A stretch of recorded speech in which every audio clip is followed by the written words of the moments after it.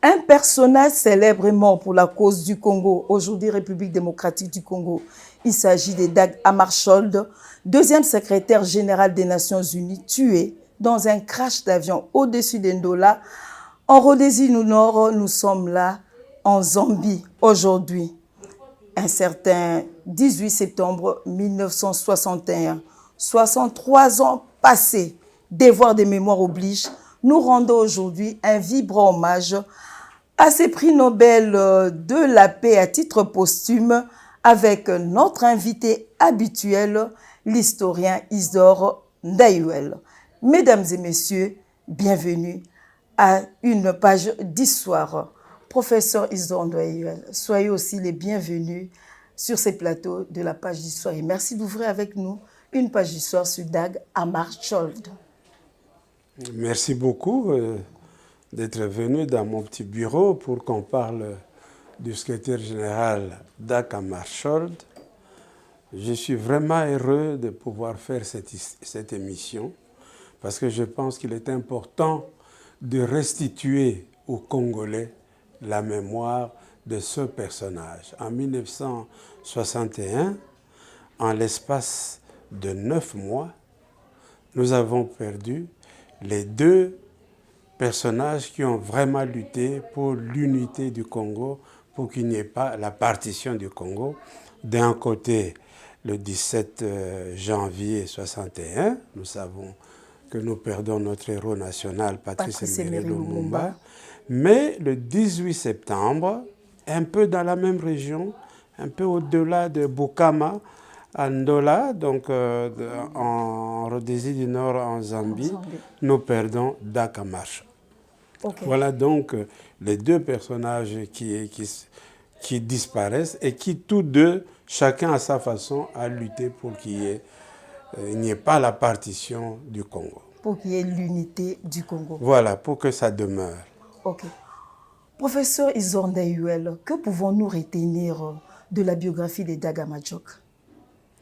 Alors, vous avez très bien dit que c'est le deuxième secrétaire général des Nations Unies. Le premier, M. Trygve, n'a pas fait longtemps.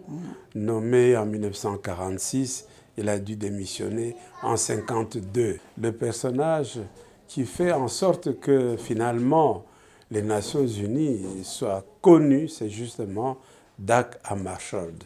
Le premier était norvégien, lui il est suédois. Il est fils d'un homme politique suédois, mais un personnage connu pour son engagement pour la paix. Et d'ailleurs, déjà à cette époque, on l'appelait le pape laïque. Donc c'est le gars qui va prendre en main les Nations Unies pour en faire vraiment un instrument pour la paix. Et son premier dossier compliqué, c'est en 1956, avec la situation du canal de Suez. Okay. En Égypte. En Égypte. Voilà. À ce moment-là, l'Égypte s'appelle plutôt la République arabe unie de Nasser. Ce canal avait été construit par les Britanniques et les Français. Voilà que Nasser nationalise. Il va y avoir presque des affrontements armés entre les Français et les Britanniques d'une part et les Égyptiens. C'est la première fois d'ailleurs qu'il y a une intervention des casques bleus. Mais c'est une toute petite intervention. La grande intervention, la première, la grande, dans l'histoire des Nations Unies, c'est donc au Congo en 1960. Donc voilà d'abord pour situer le personnage. Mais j'aimerais aussi situer le cadre international. Parce que nous parlons beaucoup dans les émissions de la guerre froide. Parce que en 1940-45, nous avons une grande guerre mondiale, oui. La Deuxième Guerre mondiale. Et finalement, à l'issue de ça, les gens estiment que plus jamais ça. Deuxième Guerre mondiale de suite, première et deuxième, il faut en finir. On met une croix c'est alors que se créent les Nations Unies. La Charte de San Francisco qui est signée en 1945. On met en place les Nations Unies qui remplacent la Société des Nations qui était connue. Mais malheureusement, les conflits apparaissent parmi les vainqueurs. D'un côté, il y a le monde occidental avec en tête les États-Unis. Et les États-Unis sont dirigés par le président Eisenhower, qui est le général qui avait fait le débarquement. Donc, qui est vraiment le militaire, celui qui a géré la guerre. Et derrière les États-Unis, nous savons qu'il y a la France, la Belgique, la Grande-Bretagne, mais aussi l'Allemagne fédérale. Il y a deux Allemagnes. Il y a l'Allemagne fédérale, capitale Bonn, et il y a la République démocratique allemande qui reste à Berlin, qui dépend de l'autre camp. L'autre camp, c'est le camp, non pas de la Russie n'existe plus, c'est l'URSS, l'Union des républiques socialistes soviétiques.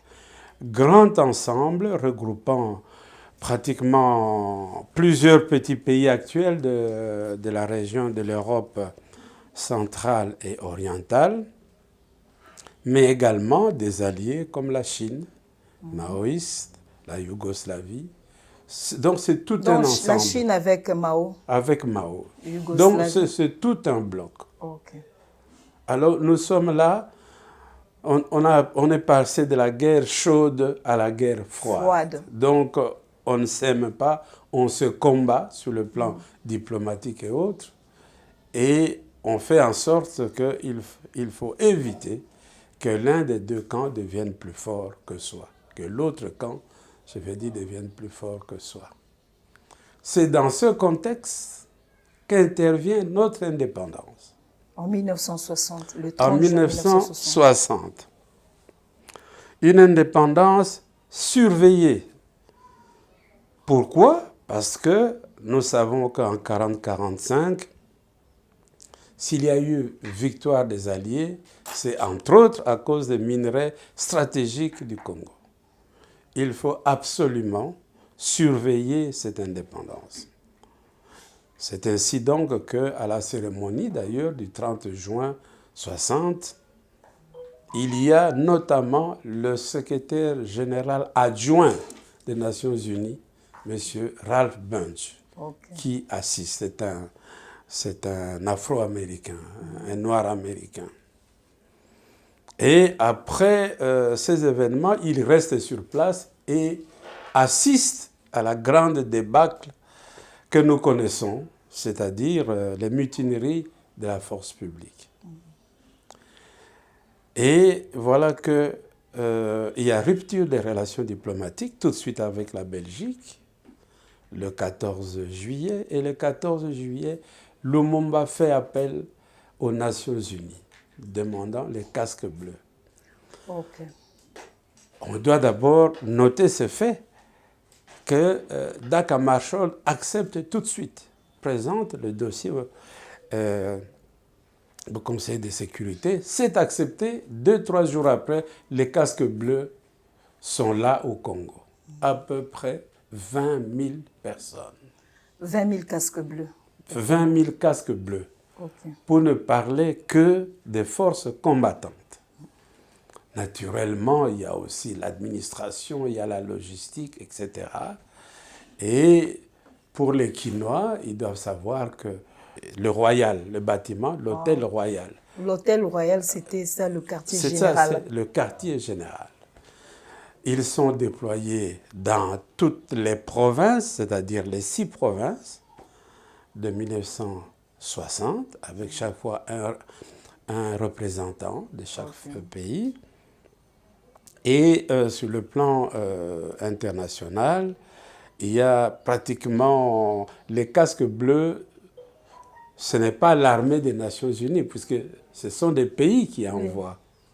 Et nous avons spécialement des troupes provenant des pays du tiers-monde, il faut le dire. Donc des pays comme l'Inde, le Pakistan, l'Éthiopie, le Ghana, Voilà. Dans ces Le 20 000 Maroc. casques bleus Oui, répartis en groupes. c'est ça. Et nous avons aussi des pays, pas du Conseil de sécurité, les membres permanents du Conseil de sécurité, mais les pays nordiques, considérés comme neutres. Nous avons des troupes de Norvège, de l'Irlande, Pologne, de la Suède, Finlande. oui, et nous avons même des Italiens dans l'aviation. Donc, ils sont là sur place. Et le grand problème est qu'avant le 14 juillet, il y a eu un événement grave. C'est que le 11 juillet a été proclamée l'indépendance du Katanga. Le Alors, 11 juillet 1960. Et c'est le grand problème, l'indépendance du Katanga.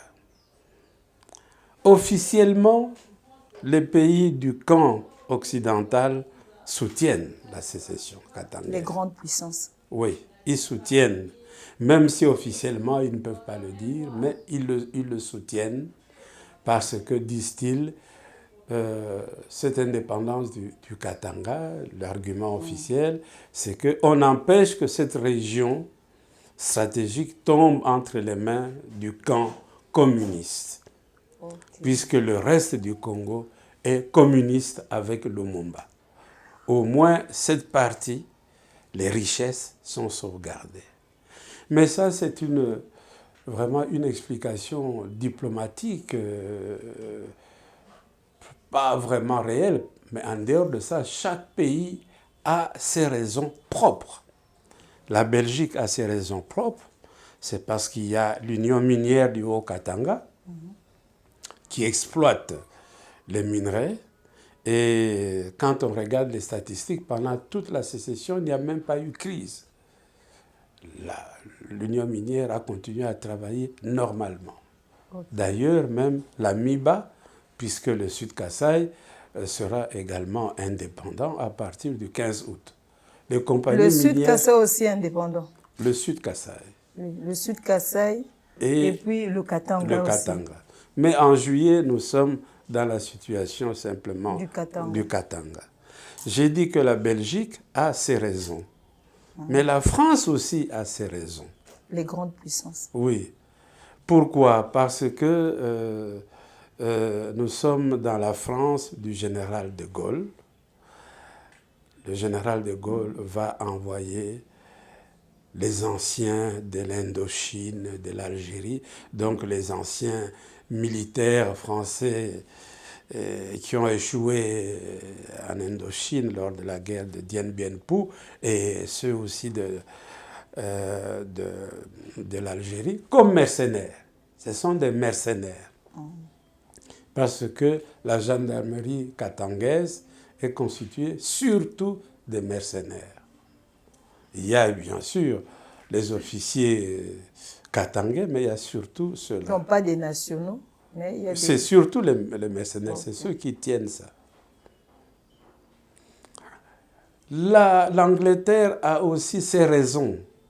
C'est que l'Angleterre, à ce moment-là, voudrait constituer ce qu'elle a toujours voulu faire, la grande fédération des Rhodésies. Il y a deux Rhodésies. La Rhodésie du Sud, qui devient le Zimbabwe. Le Zimbabwe. Zimbabwe, capitale Salisbury, qui est devenue Harare. Harare. Qui est entre les mains des Blancs, entièrement dirigée par Ian Smith. Et la Rhodésie du Nord, n'est-ce pas, qui est la Zambie actuelle.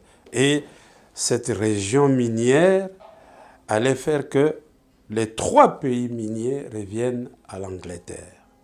Okay. Et d'ailleurs, derrière ça, c'est la grande ambition de la Grande-Bretagne depuis la conférence de Berlin, qui consistait à s'emparer de toute l'Afrique orientale, du Caire au Cap, comme on disait, from Cairo to Cape Town. Il faut que toute cette partie de l'Afrique revienne à la Grande-Bretagne. Aux Anglais. Aux Anglais. Vous noterez d'ailleurs qu'ils ont à peu près réussi. toute cette région. On appelait le Soudan anglo-égyptien, et puis les colonies britanniques de l'Ouganda, etc. Le Tanganyika revenait aux Allemands, deviendra Tanzanie actuelle, deviendra britannique, etc. Les Rhodésie, le Nyasaland, l'Afrique du Sud. Donc Tanzanie s'appelait Tanganyika. Tanganyika. Donc, voilà, il y a toutes ces ambitions. Et ce petit État est bien organisé dès le départ. Il y a une mission d'assistance et de coopération belge qui se met sur place, qui arrive sur place. L'Union minière bat déjà la monnaie. Il y a une monnaie, il y a le franc katangais. Joseph Kiwele, notre grand musicien du Katanga, qui est d'ailleurs membre du gouvernement de l'État sécessionniste, compose l'hymne national. Du Katanga. Oui, la katangaise. La katangaise, un bel hymne d'ailleurs, un très bel hymne. Et la Belgique travaille à la constitution de cet État. Le professeur Clemens de l'Université de Liège compose la constitution du Katanga. Et le Katanga est bien représenté. Il y a des ambassadeurs, des consuls à New York, à Paris, un peu partout. Comme la société minière de la Belgique fonctionnait normalement, donc la Belgique était d'accord pour que... Était là, c'était ça. À Paris, en Afrique du Sud. Je devais ajouter d'ailleurs qu'une des raisons pour laquelle la France de Gaulle voulait le Katanga, c'est parce qu'ils ont créé à ce moment-là l'OCAM, l'organisation communautaire de l'Afrique et de Madagascar, qui était, si vous voulez, la francophonie avant la lettre, créer un organisme regroupant les pays francophones dépendants de la France. Okay. Il y a une instance qui est contre la partition, la sécession katangaise, c'est l'ONU de Dag Hammarskjöld. Oui. Il n'est pas d'accord. Oui, le deuxième secrétaire général des Nations Toujours n'est pas d'accord. Il ne fonctionne avec pas. la sécession Il ne katanghaise. fonctionne pas dans cette logique. Okay. Ce qui est une situation, une position extrêmement difficile pour lui, parce qu'il appartient au camp occidental et le Conseil de sécurité, les membres permanents, c'est surtout eux, et il ne fonctionne pas tout à fait dans cette logique. Alors, c'est ça qui va être toute l'histoire de son drame. Donc, c'était vraiment une équation difficile. Une équation pour Dag Hammarskjöld. difficile. Lorsque les événements du Congo sont connus, mais arrivons en 1961, il se passe au moins 3 choses importantes au début de l'année. Le premier événement important, c'est que au mois de février, le président des États-Unis change. C'est Kennedy. Okay. Et donc, la politique de Eisenhower, qui était contre Lumumba, et qui a fait qu'on ait tué Lumumba d'ailleurs, en janvier, avant le changement de présidence aux États-Unis, cette affaire appartient au passé. Le nouveau président n'est plus dans ces idées-là. Au demeurant, la CIA sort un rapport qui dit qu'en fait, Lumumba n'était pas communiste. Qu'il y a eu beaucoup de choses, mais en fait, en réalité, quand on examine, il n'y a rien qui prouve qu'il était communiste, c'était un nationaliste. Mais pourquoi on le condamnait alors? Le rapport a été fait bien après sa mort. Après sa mort. Deuxième événement important, c'est que Lumumba est mort depuis janvier. Donc, on a enlevé à la sécession le prétexte, la raison même de son organisation, puisqu'on disait qu'il fallait faire en sorte que cette région sorte absolument d'un Congo qui devient communiste, mais Lumumba n'est plus là. Donc le Congo n'est plus communiste. Alors, qu'est-ce qu'on fait? Pourquoi encore faut-il qu'il y ait une sécession? Donc,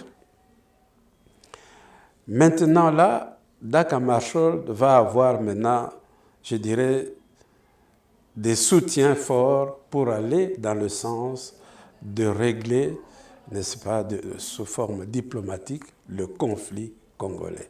Parce qu'à ce moment-là, le Congo est divisé en 5 parties.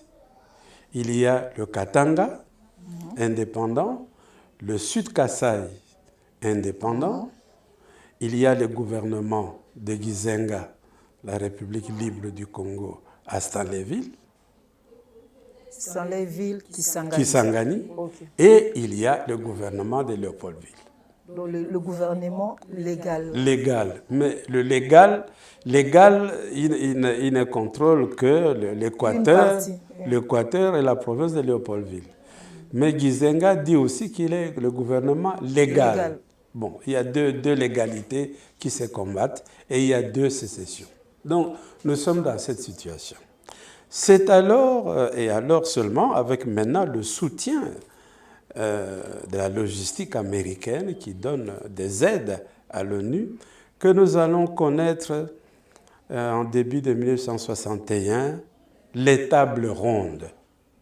Parce qu'au Congo, quand nous parlons des tables rondes, nous pensons à la table ronde de Bruxelles. Il y en a eu 2.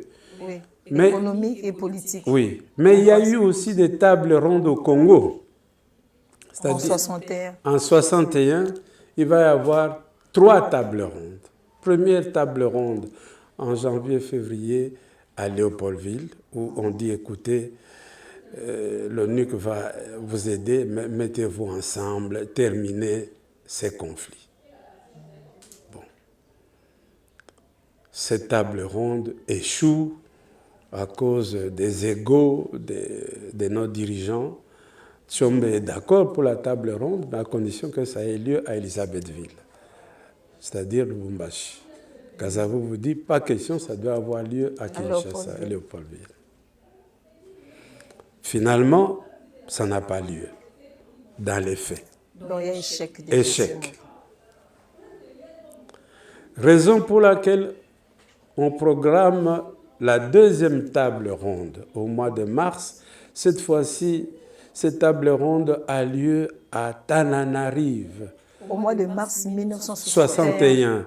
Okay. À Tananarive, qu'on appelle aujourd'hui Antananarivo, la capitale de Madagascar. Donc vous voyez, on prend les hommes politiques, on sort du cadre congolais, il y a l'aide de la France, bien sûr, on va dans un pays francophone. Donc tout ça, ça a commencé depuis très longtemps. Voilà, on les réunit là-bas, écoutez, vous allez un peu vous mettre d'accord. Le président Tshombe fait le déplacement de Tananarive. Kasavubu fait le déplacement de Tananarive. Le Mulopwe, Kalonji, fait le déplacement de Tananarive, sauf Gizenga. Il est toujours à Stanleyville. À Stanleyville. Alors, ils arrivent à une certaine conclusion que nous pourrions dire malheureuse, parce qu'ils arrivent presque à décider de faire du Congo non pas une fédération, mais une confédération. Donc vous savez, il y a la décentralisation, il y a le fédéralisme, chaque État a un certain nombre d'autonomies, oui. Mais la confédération, c'est vraiment... les États sont quasi indépendants, mais il y a juste un pouvoir central qui est au-dessus de ça. C'est comme ça d'ailleurs qu'on va dire que la conférence de Tananarive se clôture avec la victoire du Katanga de Tshombe. Ok. Ouais. Comment ça donc? Ah, oui, puisqu'on a décidé de ça. Bon. Mais ce n'est pas fini. Alors, au mois d'avril, il y a la 3e table ronde qui a lieu cette fois-ci, tenez-vous bien, à Kokilatville, c'est-à-dire à Mbandaka. Alors, nous sommes là à une table ronde où on recentre les choses. On dit, mais écoutez, à Tananarive, on a été trop loin. Pas question, on ne peut pas faire quand même une confédération. Ce n'est pas possible. On peut faire un État fédéral, un Congo fédéral, mais pas confédéral. Alors, Moïse Tshombe et son ministre des Affaires étrangères, Évariste Kimba, se fâchent et décident de quitter la conférence. Parce que lui, il était d'accord pour cette confédération, Oui, au lieu du fédéralisme. Parce qu'avec le fédéralisme, il y a au moins de l'autonomie. Mais, l'autonomie. Pas comme la confédération. Oui. La confédération, c'est plus grand encore. Là, le pouvoir allait revenir à Tshombe. Voilà. Alors, il se fâche, il décide de quitter cette table ronde, mais on l'arrête. Par qui? Justement, par l'armée nationale. On ne dit pas question, vous ne rentrez pas au Katanga. Okay. D'ailleurs, c'est vous qui êtes à la base de tous ces problèmes. On l'arrête et on arrête Évariste Kimba, on les amène à Léopoldville, on les amène même à Kitona. Bon, mais ce n'est pas non plus la bonne solution. Il ne faut pas faire ça par la force. Il faut arriver à des négociations, à un dialogue direct. À un dialogue. Et Moïse Tshombe, d'ailleurs, joue bien son affaire. Il dit non, d'accord, la sécession est terminée. Je ne suis plus d'accord pour la sécession. Il n'y a pas de problème. Alors nous assistons à la télévision à des embrassades avec Bomboko, mon frère Tshombe, tout est terminé. Donc c'était une décision salutaire. Bon, c'était une fausse décision. C'est une fausse décision. Tshombe rentre au Katanga. Donc c'est de l'hypocrisie, c'était de l'hypocrisie. Bon, faites comme vous voulez. Il rentre au Katanga, il dit pas question, l'État indépendant du Katanga continue. Alors donc les tables rondes avaient l'impression d'avoir échoué. Mais ça n'avait pas tout à fait échoué dans la mesure où il commençait à y avoir donc un dialogue entre Congolais sur ces questions internes. Et le président Kasavubu, d'ailleurs, lui-même va faire un geste. Il va mettre un terme au commissariat général des universitaires qu'il avait mis en place pour nommer à nouveau Iléo Premier ministre. Il y a eu 2 fois gouvernement de Iléo. Premier gouvernement Iléo, c'est en septembre 1960, lorsqu'on révoque Lumumba, on met en place le gouvernement Iléo, qui sera remplacé par les commissaires généraux. Mais là, on fait à nouveau appel à Iléo. Donc, on peut dire la deuxième version de son gouvernement. Alors, l'aboutissement de ce processus de table ronde et le geste fait par Kasavubu va nous amener à ce qu'on va appeler le conclave de Lovanium en juillet 1961. C'est-à-dire que Kasavubu va dire, écoutez, j'avais renvoyé les chambres en 1960. Eh bien, je reconvoque à nouveau les chambres. Même vous qui êtes dans les sécessions, etc., la Chambre du Congo, comme en 1960, est appelée en session. C'est cette session qu'on va appeler le conclave de Lovanium. Conclave parce que l'ONUC va enfermer ces gens à Lovanium, comme on disait à l'époque, sans femme, sans bière, en disant vous devez absolument vous entendre. Les étudiants à ce moment-là passent leurs examens à l'Institut Saint-Luc, qu'on appelle aujourd'hui l'Académie des Beaux-Arts, d'autres à l'Athénée de Kalina, de la Gombe. Donc, les étudiants, on a fait partie des étudiants, tout Lovanium est bloqué. faut savoir que tout Rigini actuel n'existe pas encore. C'est la forêt. Il y a juste la maison, justement, de M. Derigini, qui avait une maison dans cette forêt. Il avait des chevaux. Derigini. C'est un blanc, oui, un Italien. Tout Livulu, il y a Livulu universitaire, d'accord, mais tout le reste, que nous appelons toujours Livulu, n'existe pas. Donc, on a pu faire un cordon pour enfermer ces gens. Donc, on arrive à ce conclave de Lovanium.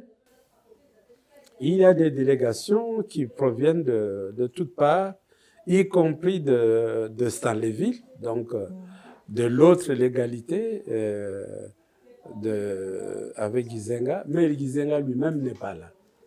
Et donc, c'est toujours absent. Oui, mais c'est à ce moment-là qu'on arrive à mettre en place le fameux gouvernement avec, n'est-ce pas, Adoula, Premier ministre. Okay. C'est d'ailleurs, on reprend pratiquement le gouvernement Lumumba.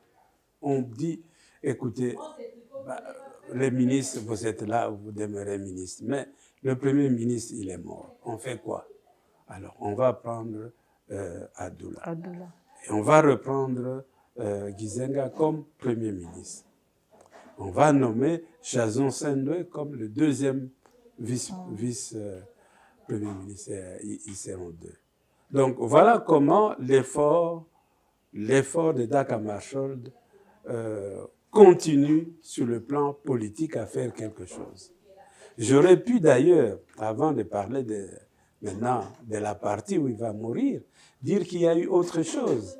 C'est avec Dag Hammarskjöld à ce moment-là qu'on demande qu'on crée l'ENDA, l'École nationale des droits et d'administration, et qu'on crée l'IPN pour aider le Congo à avoir ses cadres rapidement.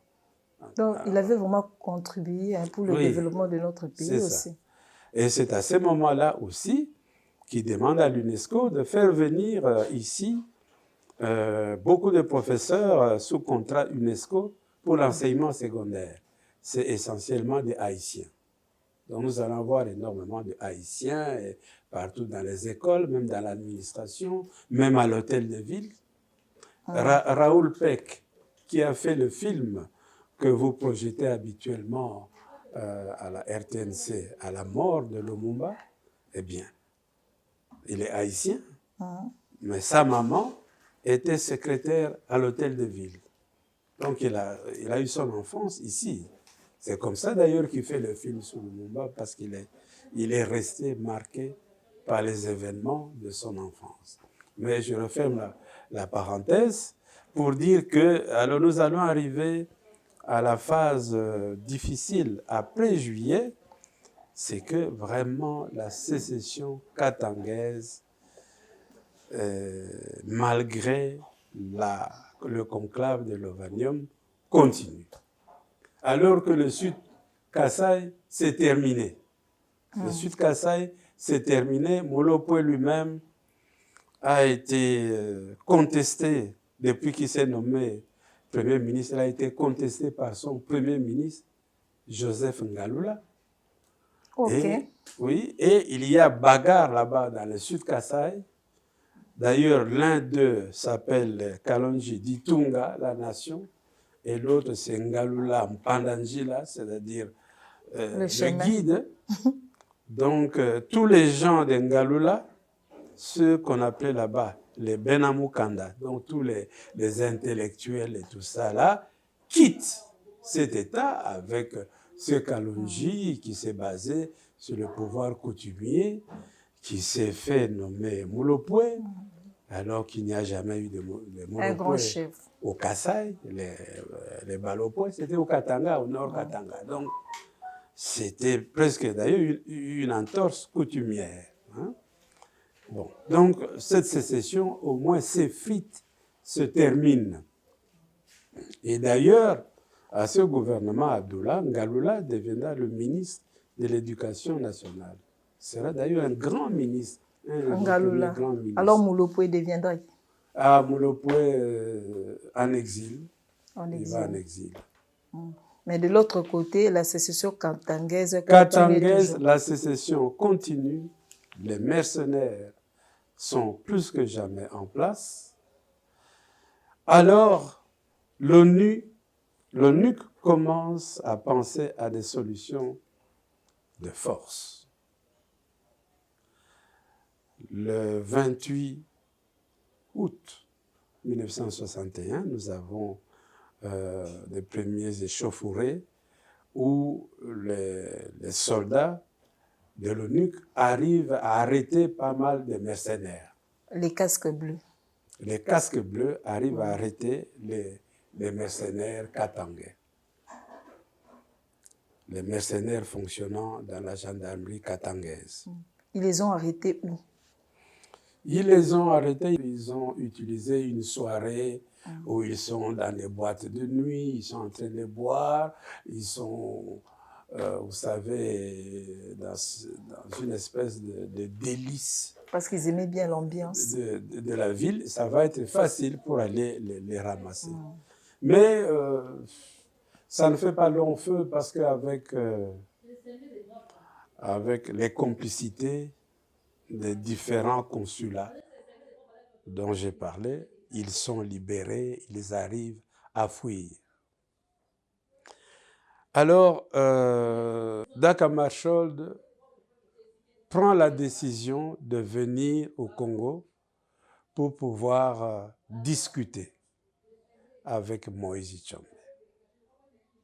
Et comme il ne peut pas le faire au Katanga, il lui donne rendez-vous à côté du Katanga, c'est-à-dire en Zambie. Dans quelles circonstances Dag Hammarskjöld a-t-il trouvé la mort? Bon, Dag Hammarskjöld décide le tout pour le tout, maintenant en faisant une négociation politique avec Tshombe lui-même pour obtenir un cessez-le-feu et pour régler ses problèmes. Donc, d'une certaine manière, il se rabaisse vraiment. Il dit, je vais discuter moi-même avec Moïse Tshombe. Toujours à la quête de la paix. Pour la quête de la paix. Et le rendez-vous est pris, effectivement, à Ndola. Parce que ça ne peut pas être dans le Katanga, ça ne peut pas être dans le reste du Congo, puisque Tshombe n'acceptera pas d'aller, mais juste à une ville frontalière. De peur qu'il ne soit arrêté. Il refusait parce qu'il avait peur qu'il soit arrêté. Bien sûr. Et donc, Ndola, c'est vraiment un peu au-delà de Bukama. Donc, c'est pas loin de la frontière congolaise. Alors, il arrive à Léopoldville le 13 septembre. Et il fait escale à Accra, son avion fait escale à Accra, et il atterrit ici le même jour. Mais c'est à Accra qu'il apprend une nouvelle qui bouleverse tout. C'est que son délégué au Katanga, M. O'Brien, a attaqué les mercenaires. Donc il y a une deuxième bagarre au Katanga. Pas comme la première, où on a été ramassé les autres. On a ramassé les mercenaires. Non, là c'est vraiment la guerre, il y a des morts dans le camp katangais. Entre les casques bleus et les casques bleus et aussi. Quelque chose de très très grave. Entre parenthèses, il y avait au Katanga une rue qui s'appelait la rue des femmes katangaises. Aujourd'hui, c'est devenu la rue des femmes congolaises, l'avenue des femmes congolaises. Mais ça n'a pas le même sens. À ce moment-là, c'était l'avenue des femmes katangaises. Donc, Moïse Tshombe a monté les femmes qui ont fait une marche contre l'ONU pour que l'ONU s'en aille. Pour que les casques bleus se retirent. Alors, il est très embêté. Il est très embêté. Il atterrit à Léopoldville, essaye de régler des choses à distance jusqu'au 18, où il décide que malgré tout, il voudrait aller rencontrer Moïse Tshombe tel que convenu. Et donc, son avion décolle en soirée, vers les 19h, pour pouvoir aller le rencontrer le 18 septembre. Et il croyait faire une mission secrète, pas connue. Mais vous pensez donc, tous les consulats étrangers, les Britanniques et tout ça, étaient déjà informés. Ils ont informé tout le monde, ce qui fait que déjà à Ndola, il y avait des gens venus de Lusaka, d'autres de Salisbury, de Lubumbashi, pour voir le secrétaire général qui allait arriver. Donc déjà, ceci va expliquer cela. Donc le voyage n'est plus un voyage secret.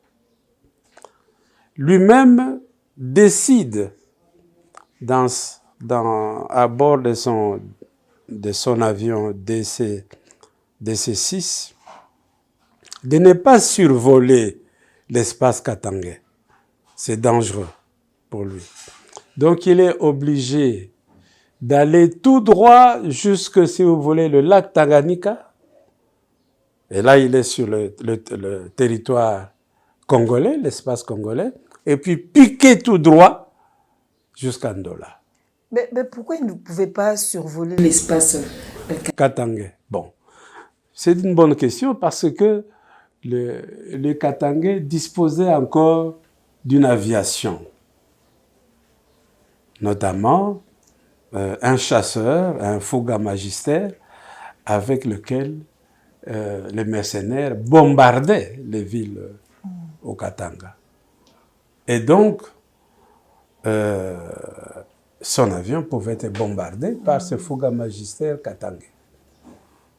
Donc, raison pour laquelle il ne veut pas prendre le risque de traverser l'espace katangais. Donc, parce que c'était une mission secrète. Mais on ne sait jamais, hein? Il faut prendre les précautions. Okay. Et d'ailleurs, pendant tout le vol, pas de contact avec rien du tout. Parce que si cette mission était officielle, je crois qu'il allait être protégé.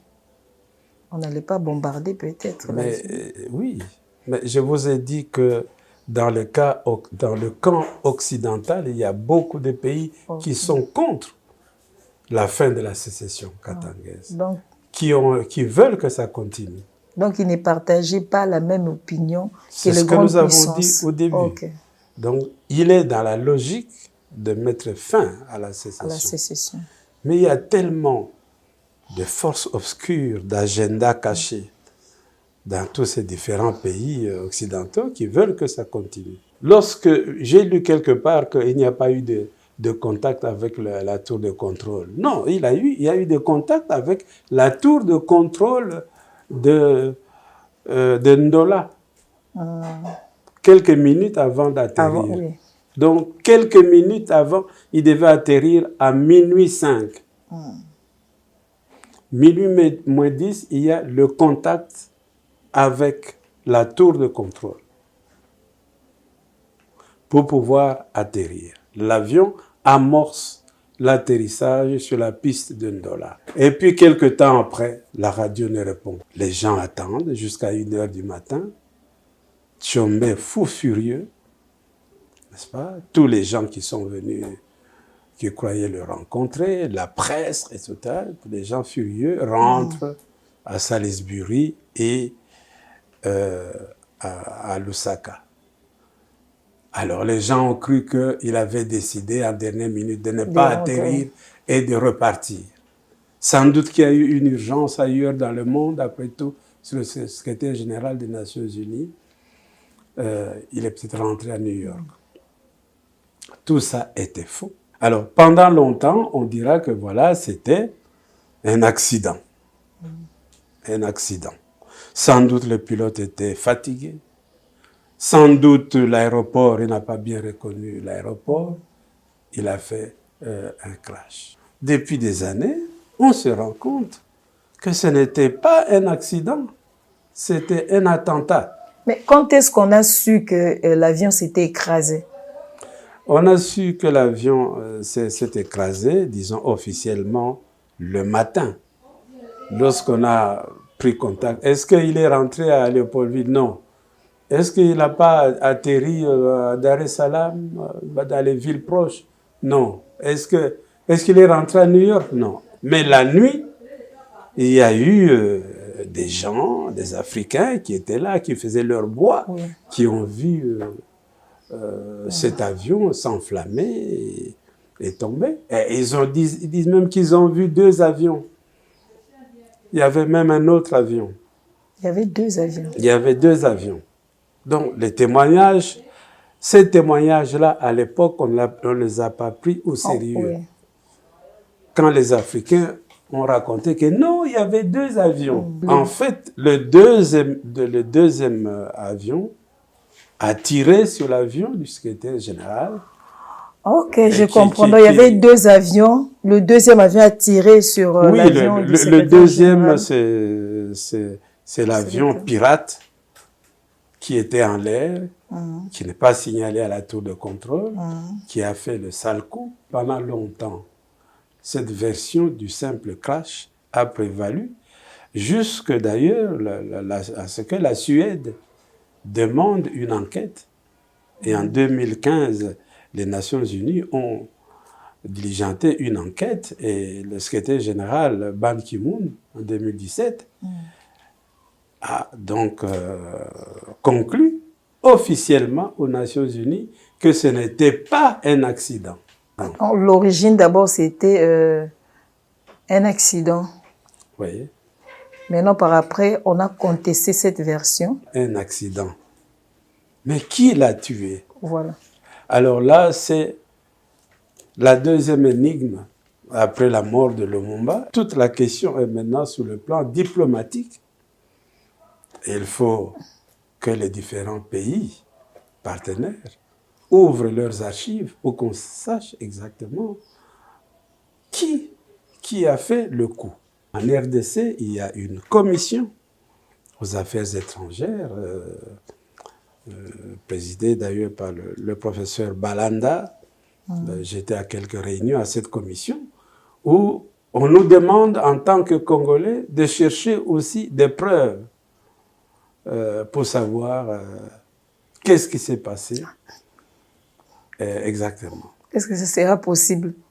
Ce sera vraiment possible dès 1961 jusqu'à aujourd'hui que nous puissions encore donner une vraie version de tous ces faits? C'est-à-dire que les témoignages, comme je vous ai dit, les témoignages, il ne faut jamais minimiser les sources orales, qui sont aussi des sources. Les premiers éléments qui ont fait penser à un accident, c'était des Zambiens qui étaient dans la forêt. Donc, selon les témoins. Les témoins, ils ont raconté et on n'a pas cru. Dag Hammarskjöld est un personnage important dans l'histoire du Congo. Donc, le bilan officiel faisait état de 15 victimes? Tout à fait. Dans cet avion. Mais donc, tous ceux qui l'accompagnaient. Après la mort de Dag Hammarskjöld, est-ce qu'il y a eu la délivrance du Congo? Délivrance de sa crise politique? Après la mort de Dag Hammarskjöld. Après la mort de Dag Hammarskjöld, oui. Oui, parce que en janvier 1963, Tshombe va enfin déclarer la fin de la sécession katangaise. Donc il y a eu unification du Congo. Et aller en exil. Nous sommes en janvier 1963. Et donc, vous voyez, il y a eu des morts pour sauver l'unité du Congo. Lumumba est mort en janvier 61. Dag Hammarskjöld est mort en septembre 1961. Quelques années après, d'ailleurs, le président Kennedy sera tué en 65. Il y a une Congolaise, Justine Kasavubu, que j'aime bien, qui a écrit un petit ouvrage au titre curieux intitulé « Et si Kennedy était mort à cause du Congo ?» Ce n'est pas invraisemblable que l'une des raisons de cette disparition qui consistait à empêcher Kennedy d'avoir un second mandat, parce qu'il faisait campagne pour avoir son second mandat, soit liée à un certain nombre d'éléments, notamment ces dossiers compliqués de la fin de la sécession katangaise. Ce n'est pas exclu. Ok, professeur, à la mort de Lumumba, de Patrice Emery Lumumba, on a vécu en tout cas des manifestations dans différents pays du monde entier. Maintenant, qu'en était-il de Dag Hammarskjöld? Est-ce qu'il y a eu aussi des manifestations? Quand Dag Hammarskjöld est mort, le scénario est différent. Quand Dag Hammarskjöld est mort, on a dit que c'était un accident. Un accident, ça ne se programme pas. C'est la faute des personnes. Donc, il n'y avait pas de raison de faire des manifestations contre quelqu'un. Donc, il est mort par accident. C'est dommage. Le président Kennedy lui a rendu hommage et on lui a décerné le prix Nobel de la paix à titre posthume. Lorsque les gens passent sur le pont, là où c'est écrit on a pérennisé le nom de Dag Hammarskjöld, ce n'est pas du n'importe quoi.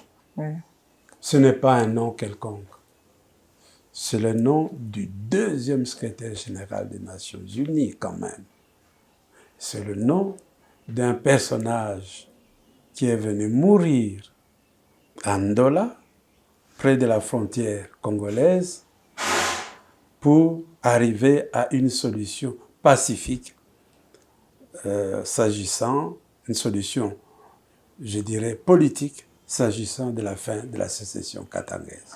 Professeur Isondewela, si vous étiez demandé de faire quelques recommandations pour pérenniser ces hauts fonctionnaires internationaux qui est Dag Hammarskjöld, qu'allez-vous proposer? Mais je proposerai ce que j'ai toujours proposé.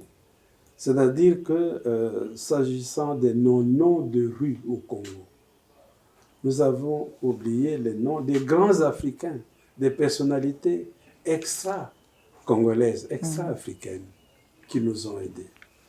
C'est quand même étonnant que chez nous, il n'y ait rien à part le pont sur Dag Hammarskjöld. C'est quand même étonnant qu'il n'y ait rien sur Che Guevara. Nulle part sur Kwame Nkrumah.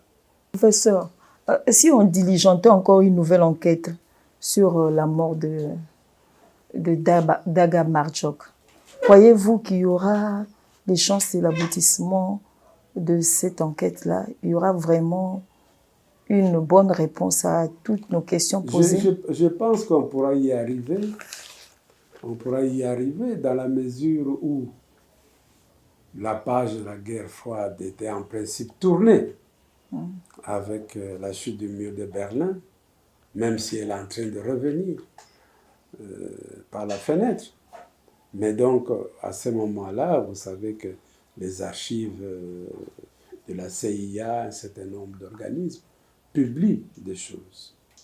C'est comme ça d'ailleurs que nous avons eu l'opportunité d'avoir des informations sur la mort de Lumumba. C'est parce qu'après des années, en Belgique, il y a eu des Belges, il y a Ludo de Witt, entre autres, qui a été fouiné, qui a écrit un livre, qui a posé des questions et qui a fait que le Parlement belge a dû organiser une enquête officielle et qui a eu des conclusions. Il faudrait également qu'il y ait cela. Probablement qu'on devrait demander à la Suède d'être un peu plus proactive.